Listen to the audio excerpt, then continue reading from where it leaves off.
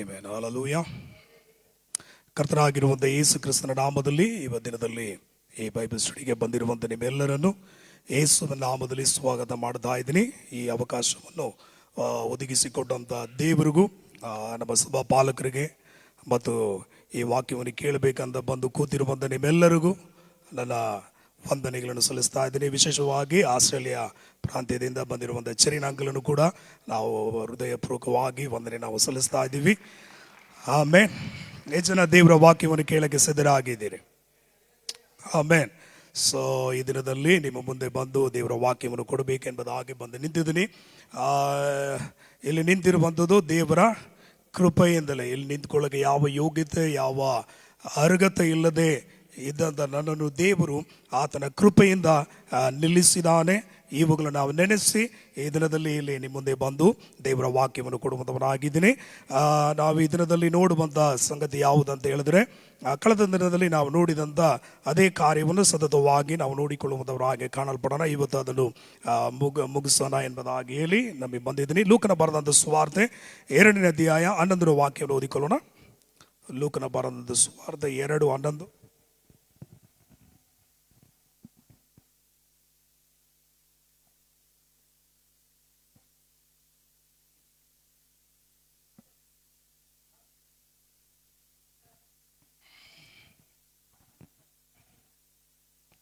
Okay. ಇವತ್ತು ನಿಮಗಾಗಿ ದಾವೀದನ ಊರಲ್ಲಿ ಯಾರು ಹುಟ್ಟಿದ್ದಾರೆ? ರಕ್ಷಕನಾಗಿರುವಂಥ ಕ್ರಿಸ್ತನಾಗಿರುವಂಥ ವಾಕ್ಯ ಓದನ ವಾಕ್ಯನ ಓದಿಕೊಳ್ಳಿ. ಅದು ಏನೆಂದರೆ, ಇವತ್ತು ನಮಗೋಸ್ಕರ ದಾವೀದನ ಊರಲ್ಲಿ ಒಬ್ಬ ರಕ್ಷಕನು ಹುಟ್ಟಿದಾನೆ. ಆತನು ಕರ್ತನಾಗಿರುವ ಕ್ರಿಸ್ತನೇ. ಆಮೇಲೆ ಎಲ್ಲರ ಬಾಯಿ ತೆಗೆದು ಹೇಳೋಣ, ಕರ್ತನಾಗಿರುವ ಕ್ರಿಸ್ತನೇ ಎಂಬುದಾಗಿ. ಓಕೆ, ಈ ವಾಕ್ಯವನ್ನು ಕಳೆದ ದಿನಗಳಲ್ಲಿ ನಾವು ನೋಡ್ಕೊಂಡು ಬಂದಿದ್ದೀವಿ. ಸೊ ಆ ಕರ್ತನು ಎಂಬುದಾಗಿರುವಂಥ ದೇವರು ಯಾರು, ಯೇಸು ಹೇಗೆ ಕರ್ತನಾಗಿ ನಮಗಾಗಿ ಬಂದಿದ್ದಾನೆ ಎಂಬುದಾಗಿರುವಂಥ ಸಂಗತಿಯನ್ನು ಕಳೆದ 2 ಬೈಬಲ್ ಸ್ಟಡಿ ನಾವು ನೋಡಿದ್ದೀವಿ. ಇವತ್ತು ಹೆಚ್ಚು ಕಡಿಮೆ 7 ಕಾರ್ಯಗಳನ್ನು 7 ಪಾಯಿಂಟ್ಸ್ ನಾವು ಕಳೆದ ದಿನಗಳಲ್ಲಿ ನಾವು ನೋಡಿದ್ದೀವಿ. ಹೆಚ್ಚು ಕಡಿಮೆ ಒಂದು 25 ಕಾರ್ಯಗಳಿದೆ. ಸೊ ಅದರಲ್ಲಿ ಒಂದು 10 ಕಾರ್ಯಗಳನ್ನು ಇವತ್ತು ನಾವು ನೋಡಿ ಮುಗಿಸಿ ನೆಕ್ಸ್ಟ್ ಕಾರ್ಯಕ್ಕೆ ನಾವು ಹೋಗುವಂಥವರಾಗಿ ಕಾಣಲ್ಪಡೋಣ. ನಾನು ನೆಕ್ಸ್ಟು ತೆಗಿಬೇಕೆಂಬುದಾಗಿರುವಾಗ ನನ್ನ ಹೃದಯದಲ್ಲಿ ತಿರುಗಿ ಆ ಪ್ರೇರೇಪಣೆ ಇದ್ದ ಮೂಲಕವಾಗಿ ಸರಿ ಯೇಸುವೆ ಕರ್ತನು ಎಂಬುದಾಗಿರುವಂಥ ಸಂಗತಿಯನ್ನು ಅದರಲ್ಲಿ ಏನೆಲ್ಲ ಯಾವ ರೀತಿಯಲ್ಲಿ ಆ ಕರ್ತನು ಎಂಬುದಾಗಿರುವಂಥ ಪದಕ್ಕೆ ಯೇಸುವೆ ಆತನೇ ಕರ್ತನು ಎಂಬುದಾಗಿರುವಂಥ ಸಂಗತಿಯನ್ನು ನಾವು ಇನ್ನೂ ಆಳವಾದಂಥ ರೀತಿಯಲ್ಲಿ ಸತ್ಯವೇದದಲ್ಲಿ ಬರೆಯಲ್ಪಟ್ಟಿರುವಂಥ ಸಂಗತಿಗಳು ನಾವು ನೋಡಿ ದೇವರ ನಾಮ ನಾವು ಘನಪಡಿಸುವಂಥವರಾಗಿ ಕಾಣಲ್ಪಡೋಣ. ಈ ವಿಷಯವನ್ನು ನಮ್ಮ ಸಭಾಪಾಲಕರು ಹೆಚ್ಚು ಕಡಿಮೆ 1 ವರ್ಷ ನಾನು ನೆನೆಸ್ತೀನಿ. ಅಷ್ಟು ಕಾಲಗಳು ಯೇಸುವೆ ಕರ್ತನು ಎಂಬುದಾಗಿರುವಂಥ ಸಂಗತಿಯನ್ನು ಸತ್ಯವೇದದ ವಾಕ್ಯದ ಮೂಲಕವಾಗಿ ನಮಗೆ ಅನೇಕ ಕಾರ್ಯಗಳನ್ನು ತಿಳಿಯಪಡಿಸಿದ್ದಾರೆ. ಅದರಿಂದ ಕೆಲವು ಕಾರ್ಯಗಳನ್ನು ನಾವು ಇವತ್ತು ಮುಂದೆ ನಾವು ಹೋಗುವಂಥವರಾಗಿ ಕಾಣಲ್ಪಡೋಣ. ಸರಿ, ಈ ಕರ್ತನು ಎಂಬುದಾಗಿ ಕನ್ನಡದಲ್ಲಿ ಬರೆಯಲ್ಪಟ್ಟಿದೆ, ಇಂಗ್ಲಿಷಲ್ಲಿ ಲಾರ್ಡ್ ಎಂಬುದಾಗಿ ಬರೆಯಲ್ಪಟ್ಟಿದೆ. ಈ ಲಾರ್ಡ್ ಕರ್ತನು ಕರ್ತರ್ ಎಂಬುದಾಗಿರುವಂಥ ಈ ಪದಕ್ಕೆ ಈಬ್ರೂ ಭಾಷೆಯಲ್ಲಿ ನಾವು ನೋಡುವಾಗ ಯಾವೆ ಎಂಬುದಾಗಿ ಬರೆಯಲ್ಪಟ್ಟಿದೆ. ಯಾವೆ ಅಥವಾ ಯೆಹೋವಾ ಎಂಬುದಾಗಿ ಕೂಡ ಹಳೆ ಒಡன்பಡಿಕೆಯಲ್ಲಿ ಅದು ಬರೆಯಲ್ಪಟ್ಟಿರುವಂಥ ಸಂಗತಿ. ಈ ಯಾವೇನೆ ಯೇಸು ಎಂಬುದಾಗಿರುವಂಥ ಕಾರ್ಯಗಳನ್ನು ಕುರಿತೇ ನಾವು ನೋಡುತ್ತೀವಿ. ನಾವು ಅನೇಕ ಸಮಯಗಳಲ್ಲಿ ನಾವು ಯೋಚನೆ ಮಾಡುವಂಥದ್ದು ತಂದೆಯಾದ ದೇವರು ದೊಡ್ಡವರು, ಆ ನಂತರ ಯೇಸು ಸ್ವಾಮಿ, ಆ ನಂತರ ಪವಿತ್ರ ಆತ್ಮನ ದೇವರು ಎಂಬುದಾಗಿ. ಆತನು ದೊಡ್ಡವರು, ಅದಕ್ಕಿಂತ ಚಿಕ್ಕವರು ಯೇಸು, ಅದಕ್ಕಿಂತ ಚಿಕ್ಕವರು ಪವಿತ್ರ ಆತ್ಮನ ದೇವರು ಎಂಬುದಾಗಿ ಅನೇಕ ಹೃದಯಗಳಲ್ಲಿ ಇರುವಂಥ ಕಾರ್ಯ. ಹಾಗೆ ಅಲ್ಲ, ಆತನೇ ಕರ್ತನು, ಆತನೇ ಒಡೆಯನು, ಆತನೇ ಕ್ರಿಸ್ತನು, ಆತನೇ ರಕ್ಷಕನು. ಆಮೇನೆಲ್ಲ ಅದು ಆಮೇನಿಲ್ಲ. ಆಮೇಲೆ ಸೊ ಯಾಕೆ ಎಷ್ಟು ದೇವರು ನಮಗಿದ್ದಾರೆ? ಒಬ್ಬರೇ ದೇವರು. ಆದರೆ ಯಾಕೆ 3 ಹೆಸರುಗಳು ಎಂಬುದಾಗಿ ನೋಡುವಾಗ ತಂದೆ ಮಗ ಪವಿತ್ರ ಆತ್ಮನೆಂದರೆ, ತಂದೆ ಮಗ ಅಂದರೆ ಈ ಲೋಕದಲ್ಲಿ ಇರುವಂಥ ರಿಲೇಶನ್ಶಿಪ್ ಸಂಬಂಧಪಟ್ಟ ಹಾಗೆ ಆ ಸಂಬಂಧ ಇಲ್ಲ. ಇದು ನಮಗಾಗಿ. ಯಾರಿಗಾಗಿ? ನಮಗಾಗಿ, ಪಾಪದಲ್ಲಿ ಇದ್ದಂತ ನಮಗಾಗಿ, ಮರಣಕ್ಕೆ ಯೋಗ್ಯರಾಗಿ ಇದ್ದಂತ ನಮಗಾಗಿ, ನರಕಕ್ಕೆ ಹೋಗ್ಬೇಕಾಗಿರುವಂತ ನಮಗಾಗಿ ಆತನು ದೇವರಾಗಿದ್ರು ಯೇಸುವಾಗಿ ಭೂಮಿಗೆ ಬಂದು ಆತನ ಮರಣದ ಮೂಲಕವಾಗಿ ನಿನ್ನನ್ನು ನನ್ನನ್ನು ಆ ತಂದೆಯೊಂದಿಗೆ ಸಮಾಧಾನ ಪಡಿಸಿದ. ಆಮೇಲೆ ಜನಕ್ಕೆ ಅರ್ಥ ಆಗ್ತಾ ಇದೆ. ಹಲ್ಲೆಲೂಯಾ. ಸೊ ಈ ಅದಕ್ಕೆ ನಾನು ಅದಕ್ಕೆ ತಿರುಗಿ ಹೇಳಿದ್ನಿ. ಸೊ ಯೇಸು ಬೇರೆ, ತಂದೆ ಬೇರೆ, ಇನ್ನೊಂದು ರೀತಿಯಲ್ಲಿ ಕರ್ತನು ಅಂತ ಹೇಳಿ ಅನೇಕ ಸಂಗತಿಗಳು ಗಲಿಬಿಲಿ ಪಡಿಸುವಂತ ಕಾರ್ಯಗಳಿದೆ. ನಮಗೆ ದೇವರು ಒಬ್ಬನೇ, ಆತನು ತ್ರಿಯೇಕವಾಗಿದ್ದಾನೆ. ಎಲ್ಲ ಹೇಳ್ರಿ ನೋಡೋಣ. ನಮಗೆ ಒಬ್ಬರೇ ದೇವರು, ಆತನು ತ್ರಿಯೇಕವಾಗಿದ್ದಾನೆ. ಆಮೇನ್. ಒಬ್ಬರೇ ಹೆಸರು ಆದ್ರೆ ಮೂರು ವಿಧಗಳಲ್ಲಿ. ಹೇಗೆ ದೇವರು ಅದೇ ಸ್ವರೂಪದಲ್ಲೇ ಮನುಷ್ಯನನ್ನು ಉಂಟು ಮಾಡಿದ್ರು. ಮನುಷ್ಯನಿಗೆ ಆತ್ಮ, ಪ್ರಾಣ, ಶರೀರ. ಆತ್ಮ ಬೇರೆ, ಶರೀರ ಬೇರೆ, ಪ್ರಾಣ ಬೇರೆ, ಆದ್ರೆ ಮೂರು ಒಂದೇ. ಹೌದಾ? ಹೌದಾ ಇಲ್ವಾ? ಅದೇ ತರ ತಂದೆ, ಮಗ, ಪವಿತ್ರ ಆತ್ಮನು ಮೂರು ಬಟ್ ಒಂದೇ, ತ್ರಿಯೇಕ ಎಂಬುದಾಗಿ ನಾವು ಹೇಳ್ತೀವಿ. ಹಲ್ಲೆಲೂಯಾ. ಸೊ ಈ ತ್ರಿಯೇಕ ಬಗ್ಗೆ ಕೂಡ ನಮ್ಮ ಸಭಾಪಾಲಕರು ಅನೇಕ ಕಾರ್ಯಗಳು ನಿಮಗೆ ಹೇಳಿಕೊಟ್ಟಿದ್ದಾರೆ. ಸೊ ನಾನು ಅದಕ್ಕಾಗಿ ಅಲ್ಲ, ಯೇಸುವೆ ಕರ್ತನು ಅಥವಾ ಯಾವೇ ಇಸ್ ದ ಜೀಸಸ್. ಯೇಸುವೆ ಯಾರಾಗಿದ್ದಾನೆ? ಕರ್ತನು. ಸ್ವಲ್ಪ ಬಾಯ್ ಬಿಟ್ಟು ಹೇಳ್ರಿ ನೋಡೋಣ. ಕರ್ತನಾಗಿದ್ದಾನೆ. ಆಮೇನ್. ಸೊ ಹೇಗೆ, ಯಾವ ಆಧಾರದ ಮೇಲೆ ಯೇಸುವೆ ಕರ್ತನೆ ಎಂಬುದಾಗಿ ನಾವು ನೋಡ್ಕೊಂಡು ಬರ್ತಾ ಇದೀವಿ. ಸೊ ಯಾವ ರೀತಿಯಲ್ಲಿ ಯೇಸು ಕರ್ತನಾಗಿ ಯಾವಾಗ ಆದನು ಅಂತ ಹೇಳಿದ್ರೆ, ಅಪೊಸ್ತಲ ಕೃತಿಗಳು 2ನೇ ಅಧ್ಯಾಯ 36ನೇ ವಾಕ್ಯದಲ್ಲಿ ಬರೆಯಲ್ಪಟ್ಟಿದೆ, ನೀವು ಯೇಸುವನ್ನು ಶಿಲುಬೆಯಲ್ಲಿ ಏನ್ ಮಾಡಿದ್ರಿ? ಹಾಕಿದ್ರಿ.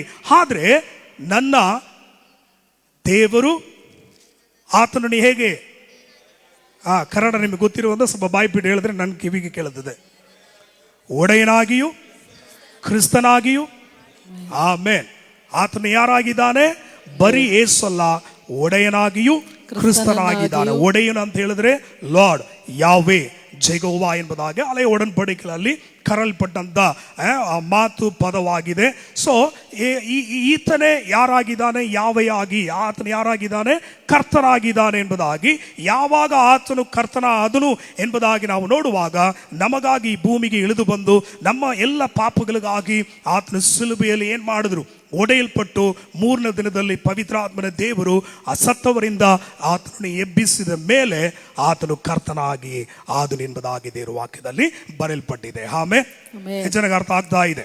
ಸೊ ಈ ಯಾವ ಎಂಬುದಾಗಿರುವಂತ ಪದ ಹಳೆಯ ಒಡன்பಡಿಕೆಯಿಂದ ಓಲ್ಡ್ ಟೆಸ್ಟಮೆಂಟ್ ಅಲ್ಲಿ ಹೆಚ್ಚು ಕಡಿಮೆ 6828 ಸಾರಿ, ಹೆಚ್ಚು ಕಡಿಮೆ 7,000 ಸಾರಿ ಬಂದಿದೆ. 7,000 ಟೈಮ್ ದ ಯಾವೇ ಎಂಬುದಾಗಿರುವಂತ ಈ ಪದ ಸತ್ಯವೇದದಲ್ಲಿ ಬರೆಯಲ್ಪಟ್ಟಿದೆ. ಸೊ ಈ ಯಾವೇ ಎಂಬುದಾಗಿರುವಂತದಿಗೆ ಯಾರಿಗೆ ಇದು ಸೂಚನೆಯಾಗಿದೆ, ಯಾರಿಗೆ ಅದು ಅರ್ಥವಾಗಿದೆ, ಆತನು ಯಾರಾಗಿದ್ದಾನೆ ಎಂಬುದಾಗಿ ಹೇಳಿದರೆ, ಆತನೇ ನಮ್ಮ ಕರ್ತನಾದಂಥ ಯೇಸು ಕ್ರಿಸ್ತನಾಗಿದ್ದಾನೆ. ಹಳೆಯ ಒಡன்பಡಿಕೆಯಲ್ಲಿ ಯಾವೇ ಎಂಬುದಾಗಿರುವಂತ ಈ ನಾಮವನ್ನು ಆತನು ಹೊರಪಡಿಸಲಿಲ್ಲ. ಮೋಸೆ ಬಂದು ಕೇಳುವಾಗ, ನಾನು ನಿನ್ನನ್ನು ಏನು ಮಾಡಬೇಕು? ಐಗುಪ್ತರಿಗೆ ನಾನು ಹೋಗ್ತೀನಿ, ಅಲ್ಲಿ ಇಸ್ರಾಯೇಲ್ ಜನರು ನನ್ನನ್ನು ನೋಡಿ ನಿನ್ನನ್ನು ಯಾರು ಕಳಿಸಿದ್ರು ಅಂತ ಹೇಳಿದ್ರೆ ಅವರಿಗೆ ನಾನು ಯಾವ ನಾಮವನ್ನು ಹೇಳೋದು ಎಂಬುದಾಗಿ ಕೇಳುವಾಗ ಆತನ ದೇವರು ಹೇಳಿದ್ರು. ಕನ್ನಡ ಬೈಬಲಲ್ಲಿ ಹೀಗಿದೆ, ಇದ್ದಾತನು ಇರುವಾತನು ನಿನ್ನನ್ನು ಏನು ಮಾಡಿದ್ದೀನಿ? ಕಳಿಸ್ತೀನಿ ಎಂಬುದಾಗಿ. ಇಂಗ್ಲಿಷಲ್ಲಿ I am who I am. Okay, Greek ಭಾಷೆಯಲ್ಲಿ ಕೂಡ ನಾವು ನೋಡಿದೀವಿ ಹಯಾ. ಹಯಾ ಅಂತ ಹೇಳಿದ್ರೆ ನಾನು ನಾನಾಗೇ ಇದ್ದೇನೆ. ಆಮೇನ್. ಆ ನಾನು ಯಾರಾಗಿದ್ದಾರಂದ್ರೆ ಆತನೇ ಯೇಸುವಾಗಿ ಇದ್ದಾನೆ. ಇದು ಬಂದು ಹಳೆಯ ಒಡன்பಡಿಕೆಯಲ್ಲಿ ಒಂದು ಮಿಸ್ಟ್ರಿ ಆಗಿ, ಒಂದು ರಹಸ್ಯವಾಗಿ ಇತ್ತು. ಈ ರಹಸ್ಯವನ್ನು ಯೇಸುವೆ ತನ್ನ ಶಿಷ್ಯರಿಗೆ ಅಥವಾ ಹೊಸ ಒಡன்பಡಿಕೆಯಲ್ಲಿ ಅದನ್ನೇ ಆತನೇ ಪ್ರಕಟಿಸಿರುವಂತ ದೇವರಾಗಿದ್ದಾರೆ. ಒಂದು ವಾಕ್ಯನ ಓದಿಕೊಳ್ಳೋಣ. ಯೋಗನ ಬರೆದಂತ ಸುವಾರ್ತೆ 17ನೇ ಅಧ್ಯಾಯ 6ನೇ ವಾಕ್ಯನ ಓದಿಕೊಳ್ಳೋಣ. ಯೋಗನ 17:6. 17:6. ಲೋಕದೊಳಗಿಂದ ನೀನು ನನಗೆ ಕೊಟ್ಟ ಮನುಷ್ಯರಿಗೆ, ನೀವು ನನಗೆ ಕೊಟ್ಟಂತ ಮನುಷ್ಯರಿಗೆ ನಿನ್ನ ಹೆಸರನ್ನು ಅಥವಾ ನಿನ್ನ ನಾಮವನ್ನು ತಿಳಿಯಪಡಿಸಿದೆನು. ಏನ್ ಪಡಿಸಿದ್ದೇನೆ? ತಿಳಿಯಪಡಿಸಿದೆ. ಯಾವುದನ್ನು ಮಾಡಿದ್ದಾರೆ ಯೇಸು? ನಾಮವನ್ನು ತಿಳಿಯಪಡಿಸಿ ತಿಳಿಯಪಡಿಸಿದ್ದೇನೆ. ಆ ನಾಮ ಯಾವುದು? ಸ್ವಲ್ಪ ಬಾಯಿ ತೆಗೆದು ಹೇಳ್ರಿ ನೋಡಿ. ಯೇಸು. ಆಮೇಲೆ ಆ ಯೇಸು ಎಂಬ ನಾಮವನ್ನು ಬಾಯಿ ತೆಗೆದ್ರೆ ನಿನ್ ಬಾಯಿ ಒಳ್ಳೆಯದಿಂದ ಏನಾಯ್ತದೆ? ತುಂಬಿಸಲ್ಪಡ್ತದೆ ಅಂತ ಹೇಳ್ಬಾರ್ದು, ತುಂಬಿಸಲ್ಪಟ್ಟದಕ್ಕಾಗಿ ಬಾಯಿ ತೆಗಿಬೇಕು. ಆಮೇಲೆ ಆ ಯೇಸು, ಆ ಹೆಸರು, ಆ ನಾಮ ಯಾವ ನಾಮ? ಈ ನಾಮವನ್ನು ಮೋಸೆ, ದಾವೀದನು, ಪೌಲನು ಇವರೆಲ್ಲ ಏನ್ ಮಾಡಿದ್ರು? ಆಸೆ ಪಡ್ತಾ ಇದ್ರು. ದೇವರೇ, ನಿನ್ನನ್ನು ನಾನು ಏನ್ ಮಾಡಬೇಕು? ಅರಿಯಬೇಕು. ವಿಮೋಚನಾ ಕಾಂಡ 33ನೇ ಅಧ್ಯಾಯ 13ನೇ ವಾಕ್ಯದಲ್ಲಿ ಬರೆಯಲ್ಪಟ್ಟಿದೆ ಮತ್ತು ಫಿಲಿಪಿಯರ್ 3:10 ಬರೆಯಲ್ಪಟ್ಟಿದೆ. ನಂತರ ಯೆಶಾಯ 26:8 ವಾಕ್ಯದಲ್ಲಿ ಬರೆಯಲ್ಪಟ್ಟಿದೆ. ಓದಿಕೊಳ್ಳೋಣ. ವಿಮೋಚನಾ ಕಾಂಡ 33:13. 33:13. ಮೋಶೆ ನನಗೆ ನಿನ್ನ ದಯೆ ದೊರಕಿದ್ದಾದರೆ. ಸ್ವಲ್ಪ ಮಾನಿಟರಲ್ಲಿ ಪಾಸ್ಟರ್ ವಾಯ್ಸ್ ವಾಕ್ಯ. ನನಗೆ ನಿನ್ನ ದಯೆ ದೊರಕಿದಾಗಲೇ ಆಗಿದ್ದರೆ ನಾನು ನಿನ್ನನ್ನು ಬಲ್ಲವನಾಗಿರುವಂತೆ ಏನ್ ಮಾಡಬೇಕು? ಬಲ್ಲವನು ನಾನು ನಿನ್ನನ್ನು ನಾಮವನ್ನು ನಾನು ಏನ್ ಮಾಡಬೇಕು? ಅರಿಯಬೇಕು. ಬಲ್ಲನು ಅಂತ ಹೇಳಿದ್ರೆ ನಾನು ಅದನ್ನ ಏನ್ ಮಾಡಬೇಕು? ಅರಿಯಬೇಕು ಎಂಬುದಾಗಿ. ಆದ್ರೆ ಮೋಸೆಗೆ ಹೊರಪಡಿಸದೆ ಇದ್ದಂತ ಸಂಗತಿಯನ್ನು ಯಾವುದಕ್ಕೂ ಯೋಗ್ಯತೆ ಇಲ್ಲದಂತ ನಮಗೆ ಆತನು ಹೊರಪಡಿಸಿದ. ಕೈಯ ತಟ್ಟಬಾರ್ದ? ಆಮೇನ್. ನಾವೇನಾದ್ರು ಕೇಳ್ಕೊಂಡಿದೀವ? ದೇವರೇ ನಿನ್ನನ್ನು ಅರಿಬೇಕಂತ ಕೇಳ್ಕೊಂಡಿದೀವ? ಯೇಸು ಯಾರಂತ ನಮಗೆ ಗೊತ್ತಿಲ್ಲ. ಆತನ ನಮ್ಮನ್ನು ಹುಡುಕಿ ರಕ್ಷಿಸಿದಂತ ದೇವರು ಆ ದೇವರು ಆಗಿದ್ದಾನೆ. ಪಾಪಿಗಳನ್ನು ಹುಡುಕಿ ರಕ್ಷಿಸುವುದಕ್ಕೆ. ಯಾರಲ್ಲ ಪಾಪಿಗಳಾಗಿ? ಇವಾಗಲ್ಲ, ಮೊದಲು ನಿಮ್ಮನ್ನು ಹುಡುಕಿ ಬಂದ್ರಲ್ಲ, ನೀವು ಯೇಸುವನ್ನು ಹುಡುಕಿ ಬಂದಿದ್ರ. ನಾವು ತಿಳ್ಕೊಳ್ಳೋದು ನನಗೆ ಹೊಟ್ಟೆನೇ ಇವತ್ತು, ನಾನು ಚರ್ಚಿಗೆ ಹುಡ್ಕೊಂಡು ಹೋದೆ, ನನಗೆ ಕ್ಯಾನ್ಸರ್ ಇತ್ತು, ನಾನು ಯೇಸುವನ್ನು ಹುಡ್ಕೊಂಡು. ಯೇಸು ಹುಡುಕಿದಕ್ಕಾಗಿನೇ ಇವುಗಳೆಲ್ಲ ಬಂದಿದೆ. ಇಲ್ಲಾಂದ್ರೆ ನೀನು ಬರ್ತೀಯ ಅಂತ ಆತನಿಗೆ ಚೆನ್ನಾಗಿ ಗೊತ್ತು. ಸೊ ಅದರಿಂದ ಆತನ ನಮ್ಮನ್ನು ಹುಡುಕಿ ಏನ್ ಮಾಡಿದ್ದಾರೆ? ರಕ್ಷಿಸಿದಾನೆ. ರಕ್ಷಿಸುವುದು ಮಾತ್ರವಲ್ಲ, ಆತನ ನಾಮವನ್ನು ನಮಗೆ ಏನ್ ಮಾಡಿದ್ದಾನೆ? ತಿಳಿಯಪಡಿಸಿದ್ದಾನೆ. ಆದ್ರೆ ಮೋಸ ಕೇಳುತ್ತಿದ್ದಾರೆ, ದೇವರೇ ನಿನ್ನನ್ನು ಅರಿಯಬೇಕಂದ್ರೆ ದೇವರು ಹೇಳಿದ್ರು, ನೀನು ನನ್ನ ಮಹಿಮೆಯನ್ನು ಮಾತ್ರ ಏನ್ ಮಾಡಕ್ ಆಯ್ತದೆ?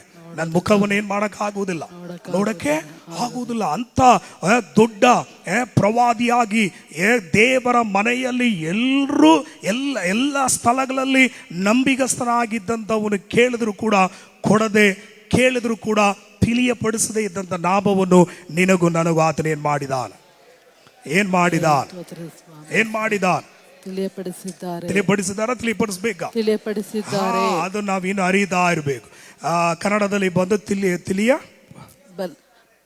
ನನಗೆ ನಿನ್ನ ದಯೆ ದೊರಕಿದ್ದಾದರೆ ನಾನು ನಿನ್ನನ್ನು ಬಲ್ಲವನಾಗಿರುವಂತೆ ನಿನ್ನ ಮಾರ್ಗವನ್ನು ನನಗೆ ತೋರಿಸು. ನನಗೆ ಏನ್ ಮಾಡು? ತೋರಿಸು ಎಂಬುದಾಗಿ ಆತನು ಕೇಳ್ಕೊಳ್ತಾನೆ. ಪೌಲನು ಹೇಳ್ತಿದ್ದಾನೆ, ಫಿಲಿಪಿಯರ್ ಬರೆದಂತ ಪತ್ರಿಕೆ 3ನೇ ಅಧ್ಯಾಯ 10ನೇ ವಾಕ್ಯ. ಫಿಲಿಪಿಯರ್ 3:10. ಸ್ವಲ್ಪ ವೇಗವಾಗಿ ನಾವು ಓದಿಕೊಳ್ಳೋಣ. ಫಿಲಿಪಿಯರ್ 3:10. ಇನ್ನೊಂದು ಯೆಶಾಯ 26:8 ತೆಗೆದವರು ನೀವು ಹಾಗೆ ಓದಬಹುದು. ಆತನ ಪುನರುತ್ಥಾನದಲ್ಲಿರುವ ನೋಡಿ, ಆತನು ಯಾರು? ಕರ್ತನಾಗಿರುವ ಯೇಸುವನ್ನು, ಯಾವೇ ಆಗಿರುವ ಯೇಸುವನ್ನು, ಆತನ ಪುನರುತ್ಥಾನದಲ್ಲಿರುವ ಶಕ್ತಿಯನ್ನು ಆತನ ಬಾಧೆಗಳಲ್ಲಿ ಪಾಲುಗಾರನಾಗಿರುವ ಪದವಿಯನ್ನು ತಿಳುಕೊಂಡು ಆತನ ಮರಣದ ವಿಷಯದಲ್ಲಿ ನಾನು ಏನ್ ಮಾಡಬೇಕು? ಆತನ ಪುನರುತ್ಥಾನದ ಶಕ್ತಿಯನ್ನು, ಆತನ ಬಾಧೆಗಳನ್ನು ನಾನು ಏನ್ ಮಾಡಬೇಕು? ತಿಳಿಯಬೇಕು. ಆತನನ್ನು ನಾನು ಅರಿಯಬೇಕು ಅಂತ ಅವನು ಬೇಡಿಕೊಳ್ಳುತ್ತಾ ಇದ್ದಾನೆ. ಇದರಲ್ಲಿ ಯೆಶಾಯದಲ್ಲಿ ನಾವು ನೋಡುವಾಗ ಯೆಶಾಯ 26:8 ಬರೆಯಲ್ಪಟ್ಟಿದೆ, ಯೆಶಾಯನಿಗೆ ಆತನು ಪ್ರವಾದಿಯಾಗಿದ್ರು, ಅವನಿಗೆ ಒಂದು ಆಸೆ ಇತ್ತು. ಆ ಆಸೆ ಏನಂತ ಇಲ್ಲಿ ನಾವು ಓದಿಕೊಳ್ಳೋಣ. 26:8. ಆತನೇ ನ್ಯಾಯಸ್ಥಾನದಲ್ಲಿ ಕುಳಿತವನಾಗಿ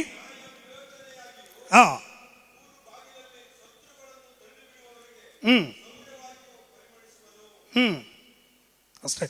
7ನೇ ವಾಕ್ಯ ಓದ್ಕೊಳ್ಳಿ, ಮೇಲೆ ಕೆಳಗಡೆ ಇರ್ಬೋದು. 26:8. ಹೌದು, 7. ಹೌದು. ನಿನ್ನ ದಯೆ ಶಿಷ್ಟನ ಮಾರ್ಗವು ನೇರವಾಗಿದೆ, ನೀನು ಅವನ ದಾರಿಯನ್ನು ಸರಿಪಡಿಸಿ ಸಮ ಮಾಡುತ್ತೀ. ಹೌದು ಯೆಹೋವನೇ, ನಿನ್ನ ನ್ಯಾಯ ಕಾರ್ಯಗಳು ತೋರತಕ್ಕ ಮಾರ್ಗದಲ್ಲಿ ನಿನ್ನನ್ನು ಕಾದುಕೊಂಡಿದ್ದೇವೆ. ಓಕೆ, ತಮಿಳಲ್ಲಿ ನಿನ್ನ ನಾಮವನ್ನು அறியுவந்த ஆசை ನನಗಿದೆ. கர்த்தாவே முது நாமமும் உம்மை நினைக்கும் நினைவுகளும் எங்களுடைய ஆத்ம ವಾಂಛೆಯಾಗಿರುತ್ತದೆ. ಅಂದ್ರೆ ತನ್ನ ಒಂದು ಆಸಕ್ತಿ ಅಥವಾ ಆಸೆ ಅಥವಾ ದಾಗವಾಗಿದೆ ಅಂತ ಯೆಶಾಯನು ಹೇಳ್ತಿದ್ದಾರೆ. ಅವನಿಗೆ ದಾಗ ಇದ್ರು, ಆಸೆ ಇದ್ರು, ಅವರಿಗೆಲ್ಲ ತಿಳಿಯಪಡಿಸದೇ ಇರುವಂತ ಸಂಗತಿಯನ್ನು ನಿನಗೂ ನನಗೂ ಆತನು ತಿಳಿಯಪಡಿಸಿದವನಾಗಿದ್ದಾನೆ. ಆಮೇಲೆ ತಿಳಿಯಪಡಿಸಬೇಕು ಎಂಬುದಾಗಿದೆ. ಕನ್ನಡದಲ್ಲಿ ತಮಿಳಲ್ಲಿ ಕೂಡ ಇದೆ. ಈ ತಿಳಿಯಪಡಿಸಬೇಕಂದ್ರೆ ಇದು ಏನೋ ಸುಮ್ಮನೆ ತಿಳಿಯಪಡಿಸುವಂಥದ್ದಲ್ಲ. ಈ ಅದೇ ಇಂಗ್ಲಿಷ್ ಅಲ್ಲಿ ಮ್ಯಾನಿಫೆಸ್ಟೆಡ್ ಎಂಬುದಾಗಿ ಬರೆಯಲ್ಪಟ್ಟಿದೆ. ಮ್ಯಾನಿಫೆಸ್ಟೆಡ್ ಎಂಬುದಾಗಿರುವಂತ ಪದಕ್ಕೆ ಗ್ರೀಕ್ ಅಲ್ಲಿ ನಾವು ನೋಡಿದ್ರೆ ಸ್ವೆನ್ನರೋ ಅಂತ ಹೇಳಿದ್ರೆ to make mystery to be knowing ಎಂಬುದಾಗಿ, ಅಥವಾ ರಹಸ್ಯವಾಗಿ ಮಿಸ್ಟ್ರಿಯಾಗಿ ಗುಟ್ಟಾಗಿ ಇರುವಂತ ಸಂಗತಿಯನ್ನು ತಿಳಿಯಪಡಿಸುವಂಥದ್ದು. ಸುಮ್ಮನೆ ಆತನ ನಾಮವನ್ನು ಹಾಗೆ ಹೇಳಿಕೊಂಡು ಬರುವಂತ ದೇವರಲ್ಲ. ಆತನ ನಾಮವೇ ರಹಸ್ಯ, ಆತನ ನಾಮವೇ ಗುಟ್ಟಾಗಿತ್ತು, ಅದು ಮಿಸ್ಟ್ರಿ ಆಗಿತ್ತು. ಅದನ್ನು ದೇವರೇ ಯೇಸು, ಕರ್ತನಾಗಿರುವಂತ ಯೇಸುವೆ ಅದನ್ನು ನಮಗೆ ಆತನು ತಿಳಿಯಪಡಿಸಿರುವಂತವನಾಗಿದ್ದಾನೆ. ನಮ್ಮ ಒಂದು ಮಾತ್ರ ಕೈಗಳ ತಟ್ಟಿ ಆಮೇಲೆ. ಸೊ ಇಷ್ಟು ದೊಡ್ಡ ಅದ್ಭುತವಾದಂತ ಸಂಗತಿಯನ್ನು ಪವಿತ್ರಾತ್ಮನ ಮೂಲಕವಾಗಿ ದೇವರು ಸಭೆಗೆ ಏನ್ ಮಾಡಿದ್ದಾರೆ ಅಂದ್ರೆ ತಿಳಿಯಪಡಿಸಿದ್ದಾರೆ. ಅದು ವಿಶೇಷವಾಗಿ ಪೌಲನ ಮೂಲಕವಾಗಿ ಈ ಸಂಗತಿಗಳನ್ನು ದೇವರು ನಮಗೆ ಏನ್ ಮಾಡಿದ್ದಾರೆ, ಹೆಚ್ಚಾದಂತ ರೀತಿಯಲ್ಲಿ ಆತನು ತಿಳಿಯಪಡಿಸಿದ್ದಾರೆ. ಸರಿ, ಸಮಯವಿಲ್ಲದಿರುವಂತ ನಾನು ಮುಂದೆ ಹೋಗ್ತೀನಿ. ಈ ಯೇಸುವೆ ಕರ್ತನು ಏನಪ್ಪ ಆಧಾರ ಅಂತ ಹೇಳಿದ್ರೆ, ಈ ಯಾವೆ ಎಂಬುದಾಗಿರುವಂತ ಪದಕ್ಕೆ ಮೊದಲನೇ ಅರ್ಥ ಆತನು ಭಯ ಭಕ್ತಿಗೆ ಯೋಗ್ಯನಾಗಿದ್ದಾನೆ. ಆತನು ಗೌರವಕ್ಕೆ ಆತನು ಯಾರಾಗಿದ್ದಾನೆ, ಯೋಗ್ಯನಾಗಿದ್ದಾನೆ. ನಿಜನಾ ಸುಳ್ಳ? ಆತನು ಯಾರಾಗಿದ್ದಾನೆ, ಯಾವುದಕ್ಕೆ ಯೋಗ್ಯನಾಗಿದ್ದಾನೆ? ಗೌರವಕ್ಕೆ. ಎಲ್ಲ ಭಯ ಭಕ್ತಿಗೂ, ಎಲ್ಲ ಆರಾಧನೆಗಳಿಗೂ, ಎಲ್ಲ ಗೌರವಕ್ಕೂ ಆತನೇ ಯೋಗ್ಯನು. ಯಾವೇ ಅಂತ ಹೇಳಿದ್ರೆ ಎಲ್ಲದಕ್ಕೂ ಅರ್ಹನು ಆತನಾಗಿದ್ದಾನೆ. ಆಮೇಲೆ ಸೊ ಯೆಹೂದಿಯರು ನೀವು ನೋಡಿದ್ರೆ ಈ ಪದ ಅವರು ಬೈಬಲ್ ಎಲ್ಲ ಏನೋ ಇದು ಮಾಡುವಾಗ ಈ ಯಾವೆ ಎಂಬುದಾಗಿ ಒಂದು ಪದ ಬಂದರೆ, ಕಳೆದ ಸಾರಿ ನಾನು ಹೇಳಿದ್ದೀನಿ, ಅವರು ಯಾವೆ ಎಂಬುದಾಗಿರುವಂಥ ಪದವನ್ನು 4 ಪದ, ಈ 4 ಪದವನ್ನು ಹೀಬ್ರುವಲ್ಲಿ 4 ಪದ, ಈ ಪದವನ್ನು ಅವರು ಬರೀಬೇಕಂದ್ರೆ ಅವರು ಬೆಳಗಿನ ಎದ್ದು ಶುದ್ಧವಾಗಿನೇ ಬಂದು ಅವರು ಬರೀತಾ ಇದ್ರು, ಕಾರ್ಯಗಳು ಮಾಡ್ತಾ ಇದ್ರು. ಯಾವೆ ಎಂಬುದಾಗಿರುವಂತ ಪದ ಬರುವಾಗಲ್ಲ ತಿರುಗಿ ಹೋಗಿ ತನ್ನನ್ನು ಅವರು ಶುದ್ಧ ಮಾಡಿ ತಿರುಗಿ ಅವರೇನ್ ಮಾಡಬೇಕಾಗಿತ್ತು, ಬರಬೇಕಾಗಿತ್ತು. ಬೆಲೆಗೆ ಹಾಕಿದಂತ ಹೊಸ ಬಟ್ಟೆ ಆಗಿದ್ರು ಕೂಡ ಆ ಪದವನ್ನು ಬರೀಬೇಕಂತ ಹೇಳಿದ್ರೆ ಅವ್ರು ಹೋಗಿ ಇನ್ನೊಂದು ಹೊಸ ಬಟ್ಟೆಯನ್ನು ಹಾಕೊಂಡು ಅಥವಾ ಶುದ್ಧವಾಗಿರುವಂತ ಬಟ್ಟೆಯನ್ನು ಹಾಕೊಂಡು ಬಂದು ಅದನ್ನೇನ್ ಮಾಡಿದ್ರು, ಬರೆದ್ರು. ತಿರುಗಿ ಯಾವೇನಂತ ಆ ಪದ 4 ಪದವನ್ನು ಬರೆದ ಮೇಲೆ ಯಾವ ಒಂದು ಈ ಕಾಲದಲ್ಲಿ ಪೆನ್ ಇದೆ, ಆ ಕಾಲದಲ್ಲಿ ಅವರು ಉಪಯೋಗ ಮಾಡಿದಂಥ ಕಾರ್ಯವನ್ನು ಆ 4 ಪದ ಬರೆದ ಮೇಲೆ ಅದನ್ನು ಮುರಿದಾಗ್ಬಿಡ್ತಾರೆ. ಯಾಕೆಂದ್ರೆ ಅಷ್ಟು ಭಯ ಭಕ್ತಿಯನ್ನು ಅವರು ತೋರಿಸ್ತಾ ಇದ್ರು. ಯಾಕೆಂದ್ರೆ ಯಾವೆ ಅಂದ್ರೆ ಆತನು ಭಯ ಭಕ್ತಿಗೆ ಯೋಗ್ಯನಾಗಿರುವಂತ ದೇವರು. ಆಮೇಲೆ ಜನಗೆ ಅರ್ಥ ಆಗ್ತಾ ಇದೆ. ಆಮೇಲೆ ಹಲ್ಲೆಲೂಯಾ. ಸೊ ಯಾವಾಗಲೂ ಯಾವೆ ಎಂಬುದಾಗಿ ಹೇಳಿದ್ರೆ ಅವರು ತನ್ನನ್ನು ತಾನೇ ಆ ಯಾವೆ ದೇವರ ಮುಂದೆ ಅಡ್ಡ ಬಿದ್ದು ಆತನನ್ನು ಆರಾಧನೆ ಮಾಡುವಂಥವರಾಗಿ, ಆತನನ್ನು ನಮಸ್ಕಾರ ಮಾಡುವಂಥವರಾಗಿದ್ರು. ಆದಿಕಾಂಡ 18ನೇ ಅಧ್ಯಾಯದಲ್ಲಿ ಅಬ್ರಹಾಮನಿಗೆ ದೇವರು ತನ್ನನ್ನು ತೋರ್ಪಡಿಸುವಾಗ ಓದಿಕೊಳ್ಳೋಣ. ಆದಿಕಾಂಡ 18 1 ಮತ್ತು 2ನೇ ವಾಕ್ಯ ಓದಿಕೊಳ್ಳೋಣ ಸ್ವಲ್ಪ ವೇಗವಾಗಿ. ಅಬ್ರಹಾಮನು ಮಧ್ಯಾಹ್ನದಲ್ಲಿ ಮಮ್ರೆ ತೋಪಿನ ತನ್ನ ಗುಡಾರದ ಬಾಗಲಲ್ಲಿ ಕೂತಿರುವಾಗ ಯೆಹೋವನು ಅವನಿಗೆ ದರ್ಶನ ಕೊಟ್ಟನು. ಓಕೆ, ಯೆಹೋವನು ಯಾವೆ ಜೆಗೋವಾ ಇದೆಲ್ಲ ಬಂದು ಆ ಲಾರ್ಡ್ ಎಂಬುದಾಗಿರುವಂಥ ಪದವನ್ನು ಗುರುತಿಸುವಂಥ ಸಂಗತಿ. ಈ ಯಾವೇ ಅಬ್ರಹಾಮನಿಗೆ ತನ್ನನ್ನು ತೋರ್ಪಡಿಸುವಂಥ ಸಮಯದಲ್ಲಿ ಅಬ್ರಹಾಮನ ಏನು ಮಾಡಿದನು ಅಂತ ಹೇಳಿದ್ರೆ, ಈತನೇ ಕರ್ತನು, ಈತನೇ ಯಾವೇ ಎಂಬುದಾಗಿ ಆತನು ಅರಿತ ನಂತರ 2ನೇ ವಾಕ್ಯದಲ್ಲಿ ಬರೆಯಲ್ಪಟ್ಟಿದೆ. 2ನೇ ವಾಕ್ಯ ಹೇಗೆಂದರೆ, ಅಬ್ರಹಾಮನು ಕಣ್ಣೆತ್ತಿ ನೋಡಲು ಅವನ ಎದುರಿನಲ್ಲಿ ಯಾರೋ 3 ಮಂದಿ ಪುರುಷರು ನಿಂತಿದ್ದರು. ಕೂಡಲೇ ಅವರನ್ನು ಎದುರುಗೊಳ್ಳುವುದಕ್ಕೆ ಅವನು ಗುಡಾರದ ಬಾಗಿಲಿನಿಂದ ಓಡಿ ಹೋಗಿ ಬೊಗ್ಗಿ ನಮಸ್ಕರಿಸಿ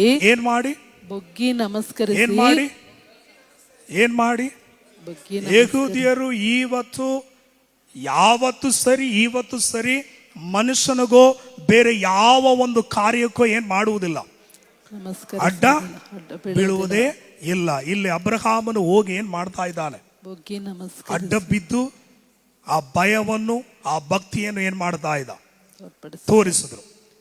ಈತನೇ ಯೇಸು. ನಾವು ನೋಡುವುದಾದ್ರೆ ಮತ್ತಾಯ ಬರೆದಂತ ಸುವಾರ್ತೆ 2ನೇ ಅಧ್ಯಾಯ 11ನೇ ವಾಕ್ಯದಲ್ಲಿ ಬರೆಯಲ್ಪಟ್ಟಿದೆ. 10 ಇಲ್ಲಾಂದ್ರೆ ಕನ್ನಡದಲ್ಲಿ ಸ್ವಲ್ಪ ಮೇಲೆ ಕೆಳಗಿರ್ಬೋದು.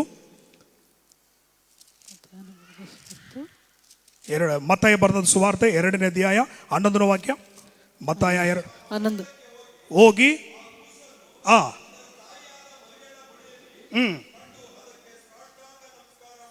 ಏನ್ ಮಾಡಿ ಸಾಷ್ಟಾಂಗ ನಮಸ್ಕಾರ. ಯಾರಿಗೆ ಮಾಡಬೇಕಾಗಿತ್ತು?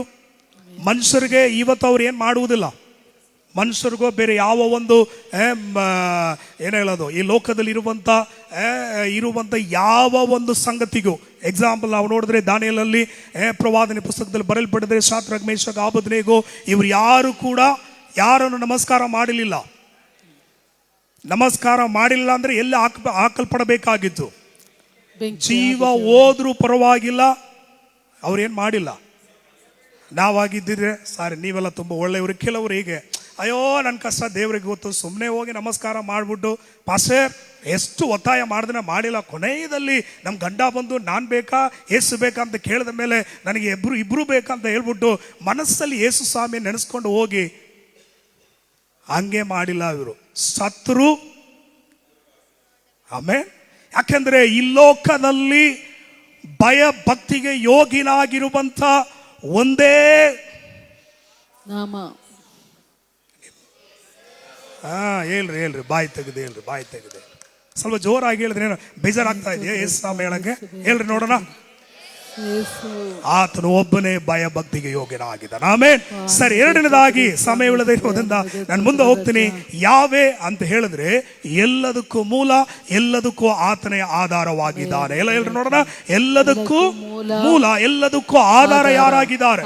ಆತನು ಒಬ್ಬನೇ ಆಗಿದ್ದಾನೆ. ಹಲ್ಲೆಲೂಯಾ.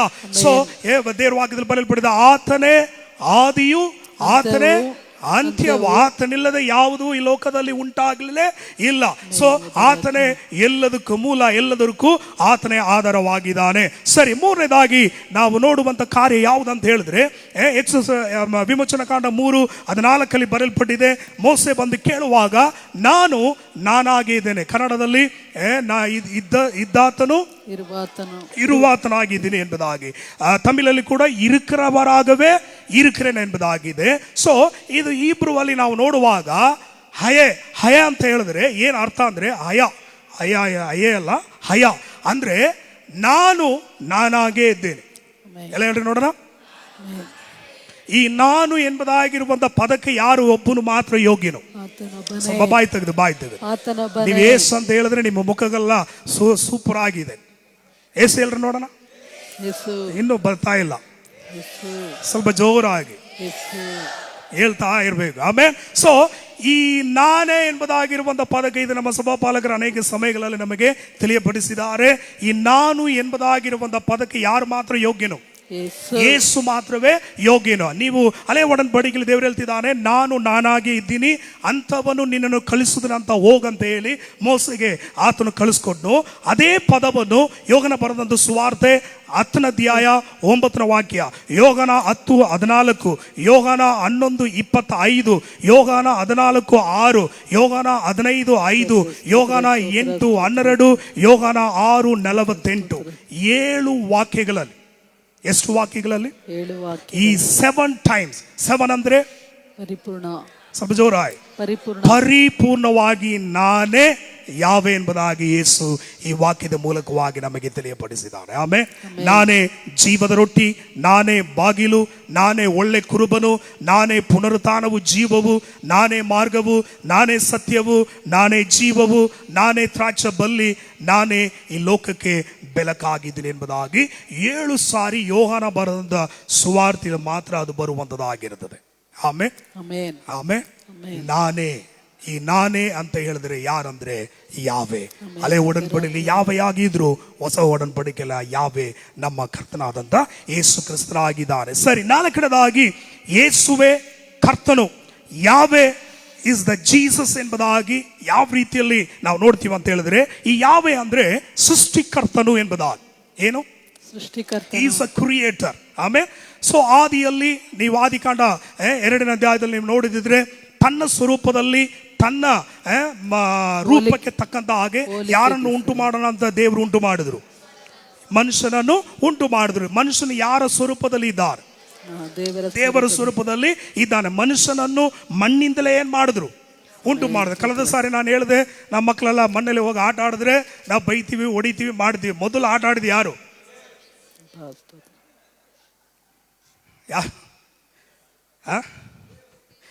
ಆಮೇಲೆ ಆ ಆಟದಿಂದಲೇ ನಾವು ಬಂದಿರೋದು, ನಮ್ಮ ಆಟದಿಂದ ಅಲ್ಲ.